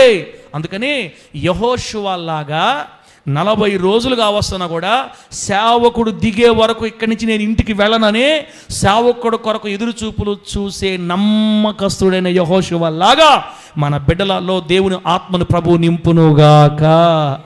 గట్టి చెప్పండి హల్లెలూయా. అరగంట లేట్ అయినా గంట లేట్ అయినా సేవకుని కోసం ఎదురు చూపులు చూడడం మీకు ఆశీర్వాదం. ఎవరికి ఆశీర్వాదం? మీకు ఆశీర్వాదం. కావాలని నేను లేట్ చేశాను అనుకో, నాకు పగిలిపోద్ది లోపల, పగల కూడా అసలు లేపు లోపల. నా బిడ్డల్ని ఏడిపిస్తావురా నువ్వు, నా బిడ్డలు ఎంతగా ఎదురు చూపు చూడాలరా నీకోసం, నువ్వు పెద్ద లౌడ్వే, నువ్వు పుడింగివే అని నా సంగతి ఆయన చూసుకుంటాడు. కావాలని లేట్ చేస్తే అలా కాకుండా నేను ఏదైనా అర్జెంట్ పని మీద తిరగతా లేట్ అయినప్పుడు మీరు లోపల సోగండాల పడతా తిట్టుకుంటా నవ్వుకుంటా, ఆ తర్వాత సేవకులు లేనప్పుడు చెప్పు నవ్వుకుంటా ఎగతాలు చేసుకుంటున్నాను అనుకో, లైన్లో నుంచి మెయిన్ లైన్లో నుంచి ప్యాసింజర్ బండి లూప్ లైన్లోకి వెళ్ళిపోద్ది. దేవుడికి స్తోత్రం కలుగును గాక. ఏ లైన్కి వెళ్తుందన్నా? లూప్ లైన్ అంటే అర్థం ఏం చెప్పండి? మెయిన్ లైన్లో నుంచి స్టేషన్ దగ్గర పక్కకు లైన్లు వేస్తారు. ఎందుకని? స్టేషన్లోకి వచ్చి ఆగాలంటే మెయిన్ లైన్లో ఉండకూడదు. మెయిన్ లైన్లో ఫాస్ట్గా పోయే బండ్లు పోతూ ఉంటాయి. పక్కన లూప్ లైన్లో ఆగి ఉండే రైళ్ళు ఉంటాయి అన్నమాట. కొన్ని మన నెల్లూరు స్టేషన్లో పాత ట్రైన్లు పక్కన పెట్టేసి ఉంటారు. ఉంటాయా ఉండవా? హలో, జుమ్కే మచ్కో లూదియమ్మ తుమ్హోకా తుమ్కే పాలకూర. నా మాట నడతాలి, కొంచెం కళ్ళు తెరిచి వినండి. ఈ మాటలు మీకు ఉపయోగం ఉంటాయి. ఈరోజు అంశం ఏంది? సేవకులను ఆదరించే నమ్మకస్తులు. వీళ్ళు ప్రభు దగ్గర కృప పొందుకుంటారు, ప్రమోషన్ పొందుకుంటారు, ఆశీర్వాదకరంగా మారతారు, దేవుని సేవకులుగా వాడబడతారు యేసు నామములో. గట్టి చెప్పండి హల్లెలూయా. మొన్న ఒక పాస్టర్ గారు చెప్తున్నాడు, ఒక పాస్టర్ గారు, ఆ అన్న చాలా పెద్ద దైవజనుడు, పేరు చెప్తానులే, షాలేం రాజు అన్న. మనం ఒకసారి నేను ఏదో ఒక మాట వింటుండా, 2 నిమిషాలు పెట్టారన్నమాట. ఏం చెప్తున్నాడంటే అన్న, కొంతమంది మన దగ్గర సేవకులుగా ఎదిగేవాళ్ళు నా మీద కూడా తిరగబడుతున్నారు అన్నాడు. దాంట్లో ఒరే ఈ బాధ నాకే కాదు పెద్దవాళ్ళకు కూడా ఉందనిపించింది నాకు. కొంతమంది నా మీద తిరగబడుతున్నారు, వ్యంగ్యంగా మాట్లాడుతున్నారు నా గురించి, అది మీకు క్షేమం ఉండదు అని చెప్తున్నాడు ఆయన. ఇది చిన్నోళ్ళకే కాదురా, ఈ బాధ పెద్దవాళ్ళకు కూడా ఉంది. సేవకుల మీద ఎదురు తిరిగి అబద్ధాలు మాట్లాడుకుంటా, నవ్వుకుంటా, జోకులు వేసుకుంటా ఉండేవాళ్ళు ఎక్కడే కాదు, ప్రపంచమంతా ఉన్నారని నాకు అర్థమైపోయింది. అయితే వాళ్ళ గురించిగా దేవుడు ఇప్పుడు మాట్లాడేది, సేవకులకి నమ్మకస్తులుగా ఉండాలి. యెహోషువలాగా. ఎప్పుడు వస్తాడో తెలియదు, 40 రోజులు అయిపోయింది, ఇంటికి వెళ్ళాలా, అక్కడ ఎక్కడో తెలియదు. కానీ సేవకుడు దిగి రాకుండా ఎక్కడి నుంచి వెళ్ళకూడదు. ఎంత కష్టమైనా, ఎంత బాధ అయినా నేను సేవకుడితోటి వెళతానని ఎదురు చూపులు చూస్తూ ఉంటే 40 రోజుల తర్వాత పలకలు చేత పట్టుకుని దిగి వస్తుంటే, మరి నీరసంగా ఉన్నాడా, ఆరోగ్యంగా ఉన్నదో తెలియదు, కానీ సేవకుడిని ఎదుర్కొని ఆయన చేతులు ఉన్న వాటిని చూసి మాట్లాడుకుంటూ కిందకు దిగి వస్తున్నారు. దేవునికి స్తోత్రం కలుగునుగాక. గట్టి చెప్పండి హల్లెలూయా. ఇప్పుడు మనము యెహోషువ వలె మారాలని దేవుడు కోరుకుంటాడు. ఎవరిలో మారాలి? కనికరాజు అమ్మాయి సారు మంగళవారము, బుధవారం, శుక్రవారం అన్నాడు. ఇప్పుడు మన బాపతి ఎవరు చూస్తున్నారు? సారు చూస్తున్నాడా? మనం ఒక్కసారి పోదాంలే, ఒకరోజు పోదాంలే అని అనుకుంటే దేవుడు చూస్తలా. ఏదైనా దేవుడు చూస్తున్నాడు తల్లే. మీరు నమ్మకస్తులుగా మారితే మీకు ప్రమోషన్ దేవుడు ఇస్తాడు ఖచ్చితంగా. భూమి మీద లేకపోయినా పరలోకంలో మీకు రెట్టింపు ఫలం ఉంటుంది. ఇచ్చిన పనులు నమ్మకంగా ఉండండి, నమ్మకస్తులుగా మారండి. అదే విశ్వాసుల్లాగా వచ్చి వెళ్ళిపోయి వాక్యం పడుచుకోకుండా, ప్రార్థన లేకుండా, భక్తి లేకుండా, సంఘం మీద ప్రేమ లేకుండా అలా ఉండొద్దు. మనం ఎదిగి మొక్కల నుంచి మహావృక్షాలుగా మారాలి. దేవుని నామానికి మహిమ కలుగునుగాక.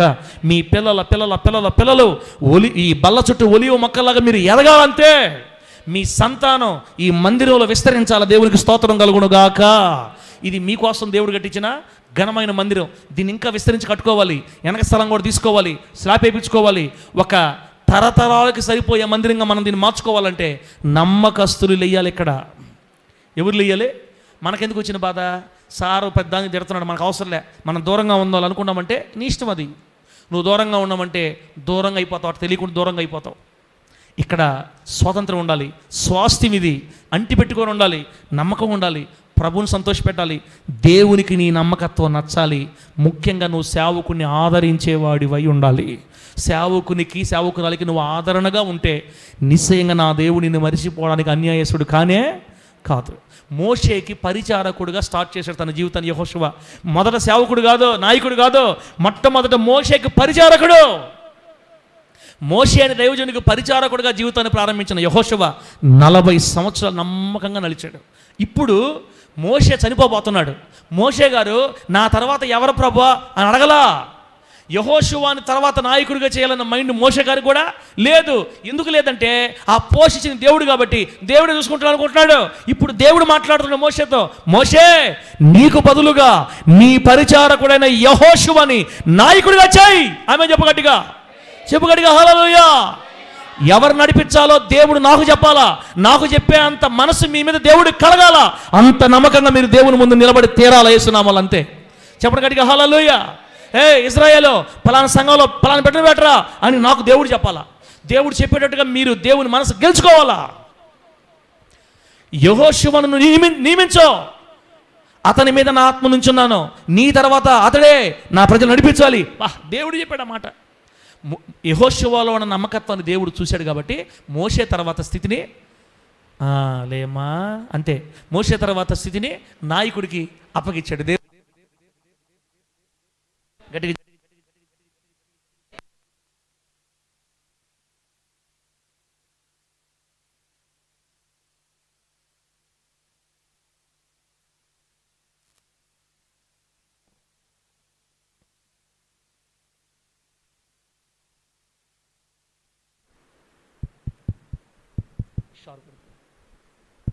Praise lord, praise lord. హల్లెలూయా, హల్లెలూయా. రెడీ పెడతాను, రెడీ పెట్టు, అది కత్తలే. Praise the lord. ఇది హల్లెలూయా. రైట్. ఎంతవరకు చెప్పాను తల్ల? ఎంతవరకు చెప్పాను? అంశం పేరు చెప్పండి, అంశం పేరు చెప్పండి. ఏం చెప్పాను?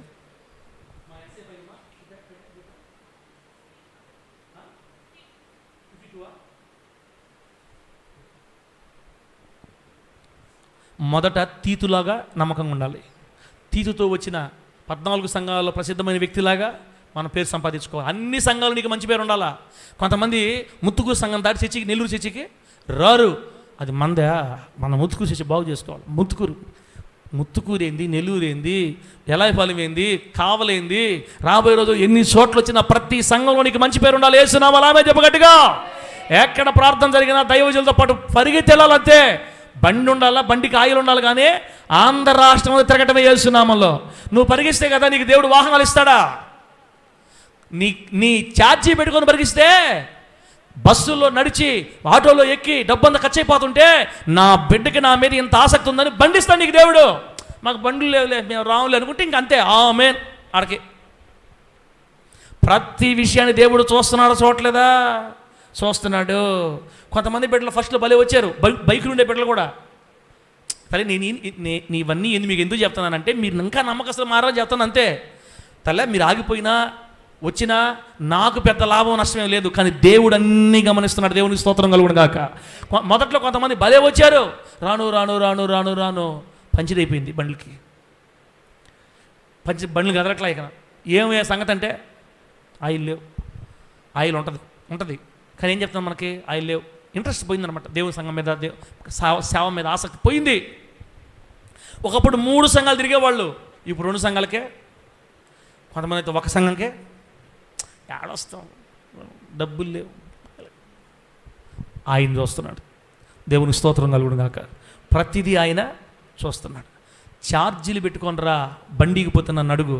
సగం మేసం తీసేస్తా యేసునామములో అంతే. సగం మేసంతో సేవ చేస్తా, ఈగిపోతే. అయితే రావాలా సంవత్సరాల తరబడి రావాలా. నువ్వు చేయి, నువ్వు అడుగు దేవుడిని, ప్రభువా నీ పని కోసం తిరగతా, నాకు ఇస్తాను అడుగు, విలువైంది ఇస్తాను నీకు దేవుడు యేసునామములో. ఇంతవరకు ఆయన మాట తప్పలా. ఆమె చెప్పు గట్టిగా. మాట తప్పడానికి ఆయన మనలాంటి మనిషే కాదు. ఇశ్రాయేల్ పాషా సగం మేసం తిప్పుతాడా? మాట తప్పడు కాబట్టి నేను అంత ధైర్యంగా మేసం తీసుకుంటాను చెప్పాను నేను. మాట తప్పని మహారాజు. మాట తప్పడు, మడమ తిప్పడు. మనుషులు తిప్పేస్తారు, దేవుడు తిప్పడు. ఎప్పుడు మీరు పరిగెత్తండి, ఆ తర్వాత ప్రభు ఆయన ఆశీర్వాదాన్ని మీరు కళ్ళారా చూస్తారు. కాబట్టి మోషేలాగా కూడా మనం దేవుని కోసం పరిగెత్తుదుము, యెహోషువలాగా దేవుని కోసం మనం పరిగెత్తుదుము గాక. వీళ్ళిద్దరితో మరి తీతు ప్రసిద్ధమైన వాడు వ్యక్తి, వీళ్ళిద్దరు కాకుండా 3 ఆయన వల్ల ఎన్నిసార్లు పరీక్షించినా నమ్మకంగా ఉన్నాడంట. ఆ వ్యక్తిలాగా కూడా మనం దేవుని కోసం నిలబడుదుము గాక. ఇప్పుడు నేను గుర్తు చేస్తా, ఇంక వివరించలేను, గుర్తు చేస్తా. మనకి దైవజనుడైన ఎలీషా గారు తెలుసు. ఎవరైనా? ఎలీషా. 2వ రాజుల గ్రంథం 19వ అధ్యాయంలో మనకు కనపడతారు ఆయన. ఎలీషా ప్రవక్తగా మారకముందు, అనగా ఏలియా ప్రవక్త మొదటి దైవజనుడు. ఆయన సేవ చేస్తున్నాడు. ఆయన అకస్మాత్తుగా నన్ను తీసుకొని ప్రార్థన చేస్తుంటే, యెజబెల్ రాణితో ఏగలేక చంపేస్తా దేవుని భయపడి ఏడస్తా ప్రార్థన చేస్తుంటే, ఆ ప్రవక్తకి ఇప్పుడు దేవుడు చెప్తున్నాడు, ఏలియా లే, నువ్వు దేశం లేకపో, నువ్వు పోయినప్పుడు నీకు శాపాను కుమారుడు ఎలీషా కనపడతాడు. ఆ ఎలీషాకి అభిషేకం చేయి, నీకు తర్వాత ప్రవక్తగా ఉండటానికి నేను ఎలీషాను కోరుకున్నా, చేయను అన్నాడు దేవుడు. దేవునికి స్తోత్రం కలుగును గాక. చెప్పడం గట్టిగా హల్లెలూయా. దేవుని మాటని ఎత్తుక్కుంటూ వెళితే పొలంలో పనిచేస్తున్నాడు పోయి. ఇప్పుడు తాగుబోతోని దేవుడు సేవకు చేయమని చెప్తాడా? తిరిగిపోతాం చేయమని చెప్తాడా? భక్తి లేని వాళ్ళనే పాస్టర్గా చేయమని దేవుడు చెప్తాడా? ఆల్రెడీ దైవజనుడైన ఎలీషా సేవలోకి రాకముందే నమ్మకస్తుడు, ప్రార్థనాపరుడు, పరిశుద్ధుడు, దేవుని కొరకు తృష్ణ కలిగిన వాడుగా దేవుడు చూశాడు. కాబట్టి ఎలీషా ఎవరో తెలియకపోయినా పేరు చెప్పి పంపించాడు పరిచయం, మరి సేవకుడిగా చేయమనే, ప్రవక్తగా మార్చమనే. మీరు బాగానండి. ఏలియా గారు వెళ్ళారా? ఎలీషా పనిచేస్తా ఉన్నాడు పొలంలో, ఇట్లు నాగలతో దున్నుతా ఉన్నాడు. దగ్గరికి వెళ్ళి తన మీద ఉన్న దుప్పటి తీసి ఎలీషా మీద కప్పాడు. దేవుడికి స్తోత్రం కలుగును గాక. ఎలీషా మీద కప్పి, బ్రదరు, బాబు, ఈ రోజు నుంచి నా తర్వాత ప్రవక్తగా దేవుడిని కోరుకున్నాడంట, నీకు చెప్పమన్నాడు, నా తర్వాత నువ్వే ప్రవక్తవి అని చెప్పేసి మళ్ళీ దుప్పటి తీసుకొని పైన వేసుకొని పోతా ఉన్నాడు. బాగేనండి. పోతా ఉంటే పరిగెత్తుకుంటా వచ్చాడు దైవజనుడు వెనక. వచ్చి, అయ్యా దైవజనుడా, నీ తర్వాత నన్ను సేవకుడిగా దేవుడు కోరుకున్నాడు అని తెలిసిన తర్వాత కూడా ఇక నేను ఈ వ్యాపారాలు, ఈ పొలాలు, ఇవన్నీ నేను చేయను, నేను నీతో రావాలని కోరుకుంటున్నా. దేవుని స్తోత్రం కలుగును గాక. ఈ రోజు నుంచి నువ్వు మరణించేదాకా నేను వదలను. నువ్వు ఎక్కడుంటే నేను ఎక్కడుంటా. ఈ వ్యాపారాలు, ఈ పొలాలు, ఈ డబ్బు ఏమి నాకొద్దు.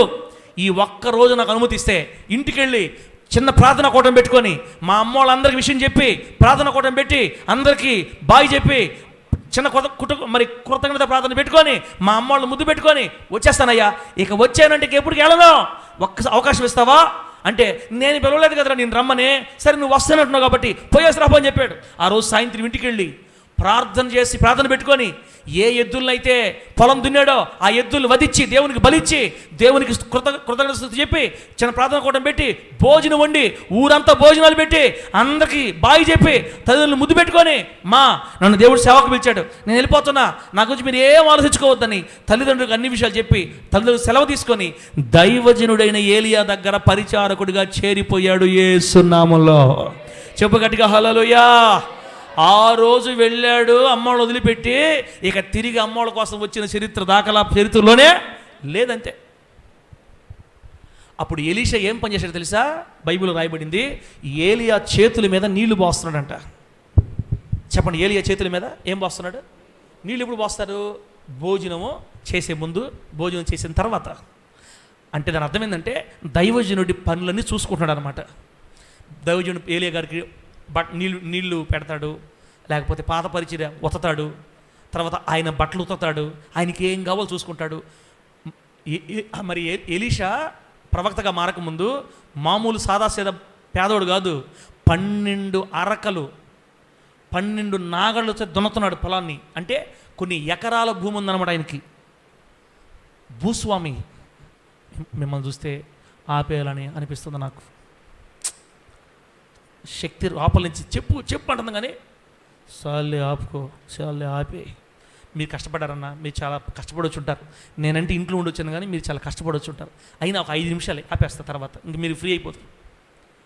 ఎలీషా ప్రవక్త కొన్ని ప్రవక్త కదా, అప్పుడు మామూలు వ్యక్తే కదా, 12 అరకల చేత పొలం దున్నుతాడంటే కొన్ని ఎకరాల భూమి ఉంది, 50 ఎకరాలు ఉందో 100 ఎకరాలు ఉందో, మంచి భూస్వామి, ఆస్తిపరుడు, డబ్బున్నాడు. ఒక మాట చెప్పండి, అప్పట్లో కోటీశ్వరుడు, ఆస్తి పరుడైన యవనస్తుడు, డబ్బున్న అబ్బాయి. కానీ ఈ రోజున ఒక దైవజనుడి చేతుల మీద నీళ్లు పోస్తున్నాడు, వచ్చి దైవజనుడు కాళ్ళు వదులుతున్నాడు, దైవజనుడికి బట్టలు ఉతికిస్తున్నాడు, దైవజనుడికి భోజనం వండుతున్నాడు. ఒక నమ్మకమైన పరిచారకుడిగా జీవితాన్ని స్టార్ట్ చేశాడు. అప్పటికే కొంతమంది శిష్యులు ఉన్నారు ప్రవక్తలకి, వీళ్ళందరూ గుసగుసలాడుతున్నారు, రే వీళ్ళు ఎవడో వచ్చాడు, డబ్బునోడు వచ్చాడా, మనల్ని పడుచుకోవట్లేదు, రాయకనా ఏం చేయట్లేదా, మనల్ని పడుచుకోవట్లా, ఆయన ఏదో డబ్బును వచ్చాడంట, దేవుడు చెప్పాడంట అంటే మనందరం సొంట్లమే, మన గురించి చెప్పాలా దేవుడా, ఆయన గురించి చెప్పాడంట అని ఎవరెవరైతే లోపల సనిగారో వీళ్ళు ఎట్టుపోయారు. అసలు పేర్లు కూడా లేవు బైబిల్లో, పేర్లు కూడా బైబిల్లో లేవు. అందరు హృదయాలు ఇరిగిన దేవుడు మన దేవుడు. కానీ ఎలీషా మాత్రం దైవజనుడు ఏలియా ఎక్కడికి వెళితే అక్కడ వదలకుండా పోతున్నాడు, అంతే. దేవుడికి స్తోత్రం కలుగును గాక. 2 రాజుల గ్రంథం 2వ అధ్యాయం మీరు చూస్తే ఏలియా గారు చెప్తే, ఎలీషా నన్ను దేవుడు గెలగాలకు పోమంటున్నాడు, నువ్వు ఇక్కడే ఆగు, ప్రాణం పోతే కానీ నేను నిన్ను వదలను. దేవునికి స్తోత్రం కలుగును గాక. నా ఏలినవాడా నాతో రావద్దని అన్నావా, చచ్చిపోతాయి నుంచి, నేను ఇది రావాల్సిందే, వద్దురా వస్తా, సరిపో రా. గెలగాలకు పోయి ఎలీషా ఇక్కడ ఆగిపో, నన్ను దేవుడు ఎరుకోబోమని చెప్తున్నాడు, ఇక్కడ ఆగిపో, ప్రాణము పోవాలే కానీ నేను వదలబెట్టిన రా యజమానుడా, ఏలినవాడా, బోధకుడా, ప్రవక్త గారు రావద్దని చెప్పొద్దు, నువ్వు వద్దురా నేను వస్తా, పో, సరే ఇక్కడ ఆగు, దేవుడు నన్ను బేతేలు పోమంటున్నాడు, ఇంకా ఆగిపో, ఇక్కడ నేను బేతేలుకు పోతా అనొద్దన్నమాట. నిన్ను వదిలిపెట్టి నేను దూరంగా ఉండలేను, నిన్ను మరణమే మనద్దని వేరు చేయాలా, నువ్వు కాలంలో దూకినా కూడా కాలం దూకుతా. నువ్వు ఈరోజు అంత ప్రేమలు ఉన్నారు తెలే, ఉండరా? ఎలీషా లాంటి బిడ్డల్ని వేళలో నుంచి దేవుడు లేపును గాక. ఉండారులే, పేర్లు చెప్పకూడదు, ఉండారులే, అందరూ అట్లా మారాలని ఆశ, అందరు మారాలి, ఇంకా మంచి వాళ్ళు రా. ఎలీషా లాంటి వాళ్ళు దొరికితే ఏలి ఎంత ఎక్కువ కాలం బతుకుతాడు, ఎక్కువ కాలం, ఎంటుకలు రాలిపోకుండా ఉంటాయి దిగులుకి. కొంతమంది బిడ్డలు చేసే పనులకి ఏమైపోతుంది చెప్పండి, బోడి గుండు మొత్తం ఎగిరిపోతాయి, అంతే ఆలోచనలు. కనుక రమ్మ ఆపేస్తాను తల్లి, ఆపేస్తా, అయిపోయిందిలే, మీరు బాగా అలసిపోయిన పనులు పోయినట్టున్నారు. కొంతమంది పాస్టర్లకు విశ్వాసాల వల్ల ఏమైపోతే ఎంటుకలు కూడా ఊడిపోతాయి, చేస్తున్నాం మనం, బోడిగుండు. కానీ ఎలీషా లాంటి బిడ్డలు వస్తే కాస్త మరణమే మనద్దని వేరు చేయాలా, ఆగని జబ్బాకు బేతెలుగు పోయారు. రే దేవుడు యోర్దాను దారి అవతల పొమ్మంటున్నాడు రా, ఇక్కడైనా ఆగిపోరా, నదిరా, నువ్వెట పోతావు, నన్ను నాగమ్మ నువ్వెట పోతావు, ఒరే నేను ఎట్ట కూడా పోతాను లేరా, నేను వస్తా, రా, వద్దురా, వస్తా, పా. ఆడకపోయి ఏలియా గారు దుప్పటి తీసి నేల మీద కొట్టాడు. ఎలీషా కళ్ళ ముందే చీలిపోయింది. దేవునికి స్తోత్రం కలుగును గాక. చెప్పండి గట్టిగా హల్లెలూయా. అదిగో నేను చెప్పలా, నిన్ను దేవుడు ఎట్ట నడిపిస్తాడో, నిన్ను వదలను. సర్రాపా. ఇప్పుడు వాళ్ళు దాటి యోర్దాను అవతలకు పోయారు. ఇప్పుడు ఏలియా గారు ఎలీషా మాట్లాడకుండా నడుచుకుంటూ పోతుంటే ఆకాశము నుండి సుడిగాలి వచ్చి ఏలియా దగ్గర నుంచి ఎలీషాను దూరంగా లేపుకెళ్ళిపోయింది గాలి. అంటే యెహోవా దేవుడే గాలిని పంపి వేరు చేస్తే కానీ ఏలియాని ఎలీషా వదిలిపెట్లా. దేవుడే వీళ్ళిద్దరిని వేరు చేశాడు తప్ప ఈ లోకంలో ఉండి ఏది వీళ్ళిద్దరిని వేరు చేయలేకపోయింది. దేవునికి స్తోత్రం కలుగును గాక. ఓ ఎస్తేరక్క, దేవుడే నిన్ను సేవకుడిని సంఘం వేరు చేయాలా, అంతేగాని పొల్లం మీద అనింది, ఎల్లం మీద అనింది, సుబ్బారావు మీద అన్నాడు, పుల్లారావు మీద అన్నాడు, అబ్బా సార్తో పోతుంటే అందరూ అనుకుంటున్నారు నాకెందుకు వచ్చిన బాధ, నాయన ఆయన్నే తీసుకోపోతాను అనుకుంటున్నాడు, మనకెందుకు వచ్చిన బాధ, మన వల్ల సంఘంలో ఏం బాధలు రాకూడదు, మనం దూరంగా ఉందాం. సైతాన్ కా బేట, వాళ్ళు రారు నిన్ను రానిరు, గుర్తుపెట్టుకో. వాళ్ళు రారు నిన్ను రానిరు, నీకు ఇంజక్షన్ వేస్తుంటారు పక్కన చేరి, నిన్ను దేవుళ్ళు ఎదగనీరు. ఇటటి వాళ్ళందరినీ ఇటు వదిలేసి సేవకుడితో పాటు వెళ్తూ ఉండాలా. ఏం చెప్పాలి తెలుసా, దేవుడే నిన్ను నన్ను వేరు చెయ్యాలా, నిన్ను వదిలే సమస్య లేదు అని. ఎలీషా లాగా మారని నాయన, మీకు దండాలు పెడతా కూతుర్లారా కొడుకులారా. నాకు భలే ఆశ్చర్యం, ఏలియాని ఎలీషాని వేరు చేసింది నేనే తెలుసా, సుడిగాలి. యెహోవా పంపిన సుడిగాలి వీళ్ళందరినీ వేరు చేసింది. కానీ ఏలియాని ఎలీషా వదల. ఆ గాల్లో ఎగిరిపడ్డాడు. అలా ఎగిరిపోయాడు, దూరం గెలిపాడా. ఎలీషా గారు చూస్తూ ఉండగానే అగ్ని రథాలు దిగాయి. దేవునికి స్తోత్రం కలుగును గాక. చెప్పండి గట్టిగా హల్లెలూయా. ఈ గాలి అక్కడ పడేసింది ఎలీషాని. ఎలీషా చూస్తున్నాడు, ఏలియా గారు ఇప్పుడు అగ్ని రథం ఎక్కుతున్నాడు. దేవునికి స్తోత్రం కలుగును గాక. ఓ నా తండ్రి, ఇశ్రాయేలు వారికి రథములు రౌతులు నీవే తండ్రి, వెళ్ళిపోతున్నావా డాడీ అని పిలుస్తున్నాడు. ఎవరిని పాస్టర్ గారిని, ఏలియా గారిని. నా తండ్రి, డాడీ వెళ్ళిపోతున్నావా అని పిలుస్తున్నాడు. చూస్తూ ఉండగానే రథాలు అలా కదిలే గాల్లో.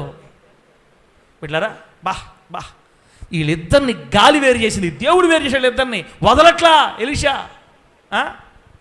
ఇంత మాట అంటే చాలు, మేము రాములే చర్చికి, ఏందో మా గురించి చెప్తాను ఈ మధ్యకాలం, మా గురించి అయ్యా టైం గురించి అనేది నేనేనయ్యా సార్నే, నా గురించి చెప్పేశాడు వాక్యులా, నా గురించి చెప్పేశాడయ్యా, నేనేనయ్యా రోడ్డు నిలబడిందే, నా గురించి చెప్పేశాడు. అనకూడదు. మరణం దాకా వదిలిపెట్టకూడదు నాయనా, మరణం దాకా వదిలిపెట్టకూడదు సేవకుడిని. ఉంటా ప్రభువా, నీ సంఘాన్ని, నీ సేవకుడిని ముందు నిన్ను వదలను, నా జీవితం సత్యదాకా వదలను నిన్ను, తర్వాత నువ్వు ఇచ్చిన సంఘాన్ని వదలను, నీ సేవకుడిని వదలను అని మనం తీర్మానం చేసుకుంటే ఎలీషా ప్రవక్తకు దొరికిన గొప్ప ధన్యత మీకు కూడా దొరకదు యేసు నామములో. తమ్ముళ్ళారా, మీకు నమ్మండి, మీకు చదువు లేకపోయినా, మీకు జ్ఞానం లేకపోయినా దేవుడే మీకు జ్ఞానం ఇచ్చి సంఘాలు కట్టి పరిచయం చేసే భాగ్యం మీకు దేవుడు ఇస్తాడు యేసు నామములో. అది ఆయన ఇస్తే మీరు కాదనకూడదు, చేయాలా. ఆ భాగ్యం దొరకాలంటే మనం ఎలీషా ప్రవక్తలాగా, ఏమ్మా ఎలా ఉండాలి, ఎలీషా లాగా ప్రవక్త, అప్పుడు ప్రవక్త కాదు ఎలీషా లాగా ఉండాలి. ఎప్పుడైతే ఏలియా గారు వెళ్ళిపోయారో ఇక అప్పటి నుంచి ఎలీషా ప్రవక్త హయాం స్టార్ట్ అయింది. మీకు ఒక విషయం తెలుసా, ఏలియా ప్రవక్త చివర చేసిన అద్భుతం ఏంటంటే నదిని చీల్చడం.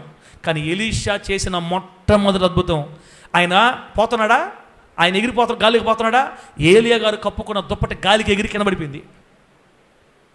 వాళ్ళ పాస్టర్ గారి వాళ్ళ డాడీ అది పడిపోయింది కింద. ఆ దుప్పటి తీసుకొని వేసుకున్నాడు పైన. దేవుడికి స్తోత్రం కలుగును గాక. పోయి యోర్దాను దగ్గర నిలబడి వాళ్ళ ఆత్మీయ తండ్రి వాళ్ళ పాస్టర్ గారు ఎట్ట చేశారు, ఈజీ కొట్టాడు దెబ్బ, అర్థమైందా. అప్పుడు ఏలియా గారు కొడితే చీలింది, ఎలీషా ఎట్ట చీలితే చీలకూడదు కదా. కానీ పిలిచిన దేవుడు, నమ్మదగిన దేవుడు, ఎలీషా ప్రవక్త దుప్పటితో కొడితే చీలింది యేసు నామములో. తన దైవజనుడు, తన ఆత్మీయ తండ్రి చేసిన చివరి అద్భుతం తన ఆత్మీయ కుమారుడు ఫస్ట్ అద్భుతమైంది. అందుకే ఏలియా గారు 7 అద్భుతాలు చేస్తే ఎలీషా గారు చేత దేవుడు 14 అద్భుతాలు చేయించాడు. దేవునికి స్తోత్రం కలుగును గాక. ఏలియా గారి కంటే ఎలీషా గారు గొప్ప అద్భుతాలు చేశారనమాట. అంటే నమ్మకంగా ఉంటే ఆత్మీయ తండ్రి కంటే గొప్పగా వాడుకుంటాడు దేవుడు. నమ్మకంగా ఉండాలి. వదలకూడదు సంఘాన్ని, సేవకుల్ని, దేవుడిని వదలకూడదు తల. అట్లాంటి నమ్మకస్తుల కోసం దేవుడు చూస్తున్నాడు సంఘంలో. సేవకుల్ని ఆదరించే నమ్మకస్తులైన పరిచారకులు ఉండాలని దేవుడు కోరుకుంటున్నాడు. దేవుడి మాటలు మనకు ఆశీర్వాదకరంగా మార్చునుగాక. బిడ్డలారా, సమూయేలు చిన్నపిల్లడు కదా, సమూయేలు పాలు విడిచేటప్పుడే వాడిని తీసుకెళ్ళి ఏలీ ప్రవక్త దగ్గర వదిలిపెట్టింది వాళ్ళ అమ్మ. పాలు వదిలిన కాలం నుండి వాడు యవనస్తుడు అయ్యేదాకా ఏలీ గారి మీద తిరగబడకుండా, కొడుకులు తిరగబడ్డారు తండ్రి మీద, కానీ సమూయేలు తిరగబడలా. తన దైవజనుడికి ఏలీ గారికి చిన్న వయసులో నీళ్ళు ఇచ్చేవాడు, బట్టలు ఇచ్చేవాడు. ఆ బుడిబుడి నడకలతోటే తాతయ్య తాతయ్య అని పిలుచుకుంటా ఆయన అన్ని పరిచయం చేశాడు. కొంచెం ఎదిగిన తర్వాత కాళ్ళు తేవాడు. ఆయన యుద్ధంలో చనిపోయేదాకా పరిచయం చేశాడు. సమూయేలు లాగా నువ్వు మారాలి. సమూయేలు నమ్మకస్తుడు, ఏలీని విడిచి వెళ్ళలేదు, మందిరాన్ని విడిచి వెళ్ళలేదు. ఏలీగా చనిపోయిన తర్వాత కూడా మందిరాన్ని కనిపెట్టుకునే ఉన్నాడు, నమ్మకస్తుడు. అందుకే ఏలీ తర్వాత సమూయేలుని దేవుడు ప్రవక్తగా పిలుచుకున్నాడు. దేవుని స్తోత్రం కలుగును గాక. ఏలియా తర్వాత ఎలీషాను ప్రవక్తగా పిలుచుకున్నాడు దేవుడు. మోషే తర్వాత యెహోషువను ప్రవక్తగా పిలుచుకున్నాడు దేవుడు. నమ్మకస్తులు దేవుడు వదలడు. ప్రభువుకే మహిమ కలుగును గాక. ఇంక చాలు బిడ్డలారా. తిమోతి నమ్మకస్తుడు, తర్వాత లూకా నమ్మకస్తుడు. 8 పేర్లు చెప్పే మీకు. బర్నబా నమ్మకస్తుడు, పౌలుతో శీల నమ్మకస్తుడు. ఇలా ఎందరో నమ్మకస్తులు బైబిల్ చరిత్రలో నిలబడ్డారు. ఈరోజు మరి నేను ముగించబోతున్న ఈ సమయంలో బిడ్డారా, దేవుడు మనతో మాట్లాడుతున్నాడు. ఇక మీదటి నుంచి అయినా ఇంతవరకు ఎలా ఉంది నమ్మకాలు కాపాడుకున్నావు చెల్లిలా, ఇంకా ఎక్కువగా దేవుడు మనల్ని చూస్తున్నాడు కాబట్టి ఇంకా ఎక్కువగా ఒకటే మాట, తండ్రి నా కన్ను మూసే వరకు, నేను మరణించే వరకు నన్ను, నా సేవకుని, నా సంఘాన్ని ఎవ్వరు వేరు చేయడానికి వీలు లేదు. ఏలియాని ఎలీషాని నువ్వెట్ట వేరు చేసావో అట్ట మరణమే మమ్మల్ని వేరు చేయాలి, కానీ ఇక్కడ నుంచి మేము కదిలే ప్రసక్తే ఉండకూడదు నాయన. అట్టడి కృప మాకు కావాలి. మా సేవకుడికి ఆదరణ కలిగించే విశ్వాసం మమ్మల్ని మార్చు. ఆదరణ కలిగించాలి మా సేవకుడికి మేము ఆదరణ కలిగించాలా. అటువంటి విశ్వాసం మమ్మల్ని చేయని దేవుని సహాయం అడగదాం. దేవుడి మాట మనందరికి ఆశీర్వాదకరంగా మార్చి వాక్యపు లోతులో స్థిరపరిచి నిలబెట్టును గాక. ఆమేన్. కళ్ళు మూసుకొని ప్రార్థన చేద్దాం.